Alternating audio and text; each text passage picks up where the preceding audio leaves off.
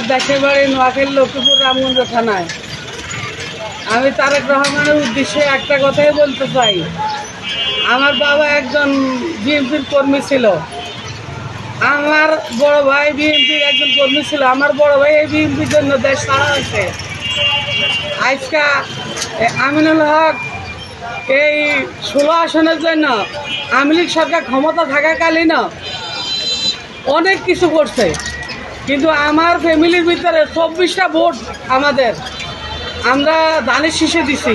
কিন্তু আজকা আমিনুল হক ভাই কীভাবে পাস করে নাই এটা আমরা দেখতে চাই। আমার একটাই অনুরোধ তারেক রহমানের কাছে, আমরা এমপি হিসাবে 16 আসনে আমিনুল হককে দেখতে চাই। জনগণ কোনো রকমে মানতেছে না, আমি তো মানতে পারতেছি না, জনগণও মানতে পারতেছে না।